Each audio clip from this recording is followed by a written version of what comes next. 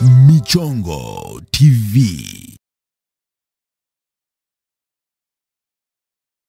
TAKUKURU mkoa wa Dodoma imeingilia kati ujenzi wa mradi wa maji wa kijiji cha Kelemakuu wilayani Chemba baada ya kubaini thamani ya fedha iliyotumika kutoendana na kazi halisi iliyofanyika. Na hatua hii imefanyika ikiwa ni utekelezaji wa moja ya majukumu ya TAKUKURU chini ya kifungu cha 7 cha sheria ya kuzuia na kupambana na rushwa namba 11 ya mwaka 2007. Katika uchunguzi wetu tulibaini thamani ya fedha ikupatikana kutokana na uwepo wa malipo zidifu, yani ya zaidi ya kiasi halisi kilichotakiwa ya kazi halisi zilizofanyika na kutandikwa kwa aina ya mabomba kinyume na mkataba, hivyo kusababisha mradi huo kutokutoa maji. Baada ya TAKUKURU kuingilia, mkandarasi wa mradi huo Juin Company Limited ameridhia kurekebisha mapungufu yaliyobainika na leo tarehe mosi Julai anaanza kazi ya kubadili mabomba kuweka yanayostahili, na pia atarejesha fedha zidifu zilizolipwa bila kustahili.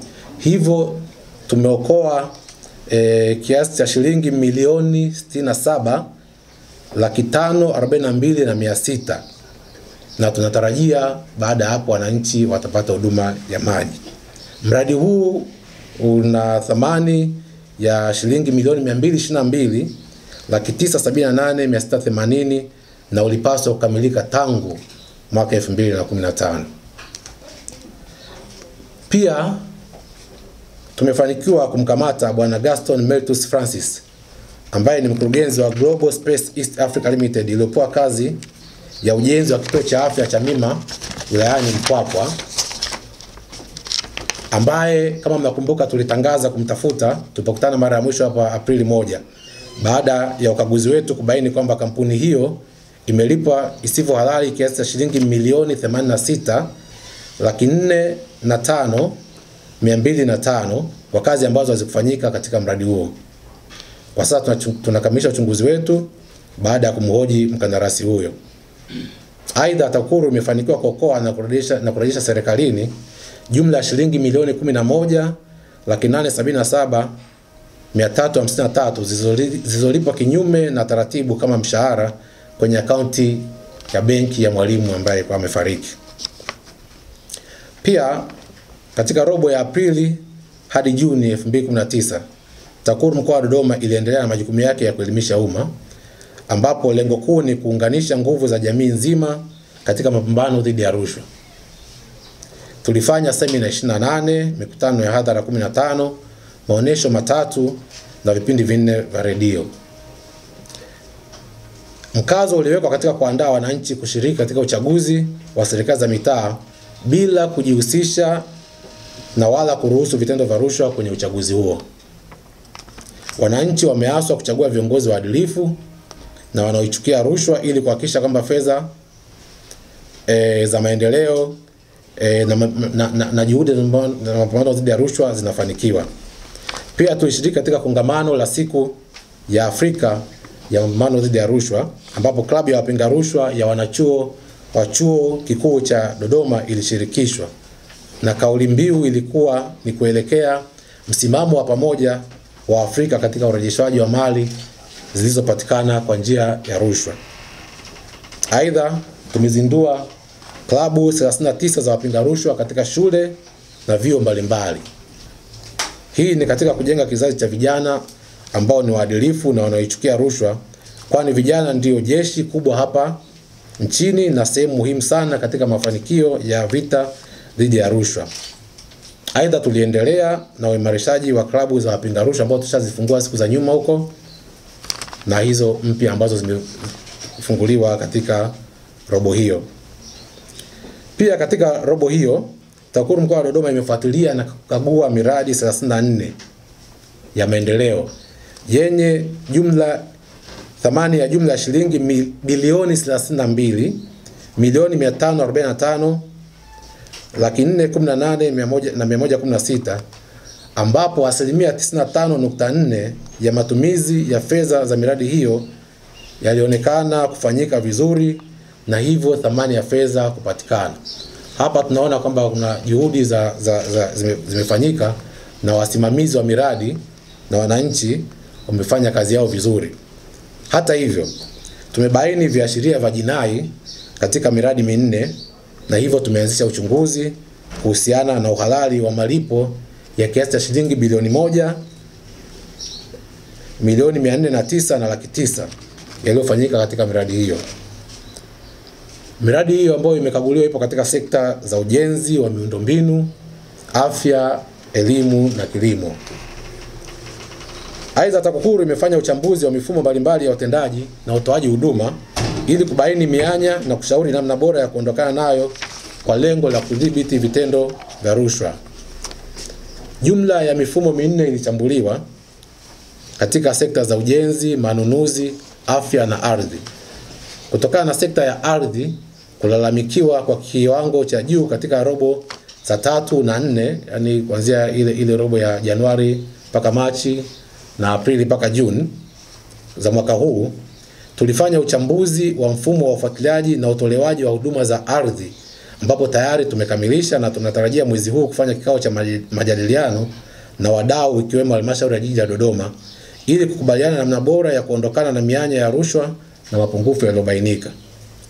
Hata hivyo, tunawasihi wananchi kuzingatia sheria, kanuni na taratibu za masuala ya ardhi ili kujiepusha na migogoro isiyo na tija na inawapoteza muda wao mwingi kuishughulikia. Katika kipindi husika, TAKUKURU ilipokea jumla ya taarifa 135 za rushwa na makosa mengineyo. Na hapa labda nifafanue, labda ni kutokana na imani ambayo wananchi wanayo kwa TAKUKURU, tumekuwa tunapata taarifa nyingi sana, hata nyingine zinazohusiana na mambo ya rushwa, ambapo tuhuma kuhusiana na sekta ardhi zilikuwa 36%, manake ndio iliongoza, zikifuatiwa na serikali za mitaa 31%. Hapa tunaposema serikali za mitaa tunajumuisha pamoja na kule katika ngazi ya kata, vijiji, vitongoji na watendaji kule. Kwa hii ilikuwa ni 31%. Polisi 8%, kilimo 6%, na mahakama na ujenzi kila moja 4%. 11% zilizosalia zilihusu sekta za maji, maliasili, afya, madini, ukusanyaji wa mapato na sekta binafsi. Taarifa zilizohusiana na rushwa kama nilivyosema hapo awali, kwa sababu tunapokea zote, zilihamishiwa mamlaka husika na uchunguzi wa majalada 8 ulikamilika. Aidha, tumefungua mashauri 7 mahakamani ambayo yanahusisha madiwani 2, mtumishi wa kurugenzi ya mazingira, wajumbe wa baraza ya ardhi ya kata, makarani wa mahakama na watendaji wa kata na vijiji. Aidha, mashauri 2 yalitolewa hukumu, papo jamhuri imeshinda shauri moja na katika jingine mtuhumiwa aliachiwa huru na mahakama.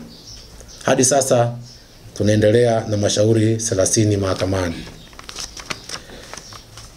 Katika mwaka huu mpya wa serikali, yani katika hii robo ya kwanza ya Julai mpaka Septemba, tumejipanga kuendelea na majukumu yetu, ambapo kipaumbele kitawekwa katika elimu ya kuzuia na kupambana na rushwa katika uchaguzi wa serikali za mitaa na umuhimu wa kuchagua viongozi bora. Of course wale ambao tunaamini hawatajihusisha na vitendo vya rushwa. Pia tumejipanga kutumia mikusanyiko ya shughuli za Mwenge wa Uhuru ambao mkoani kwetu itafanyika hapa karibuni mwezi wa 8 kuelimisha wananchi juu ya haki na wajibu wao kuhusiana na vita dhidi ya rushwa.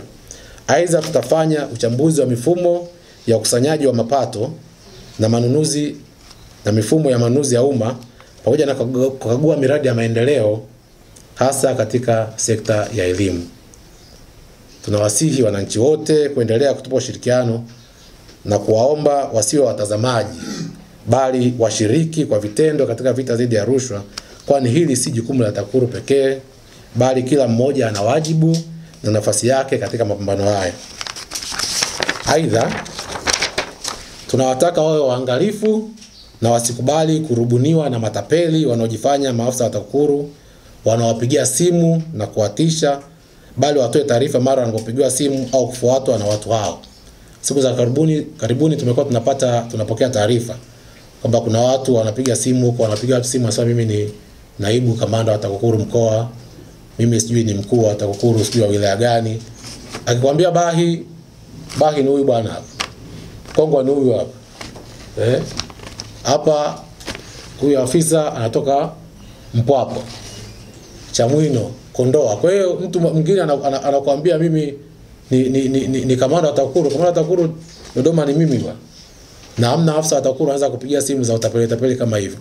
Kwa hiyo tafadhali tunaomba wananchi watupe taarifa. Tumeanza kufuatilia taarifa hizo na matapeli wengine tunagundua kwamba hizo simu wanazipiga kwa Dar es Salaam huko.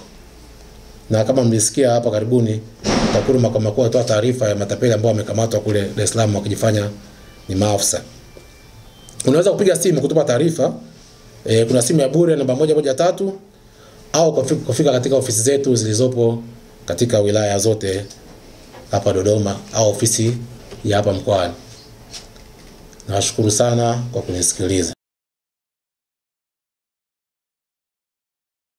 Asante kwa kuwa mtazamaji wa video yetu. Usisahau kusubscribe channel yako ya Michongo TV, like, comment na share kwa wengine.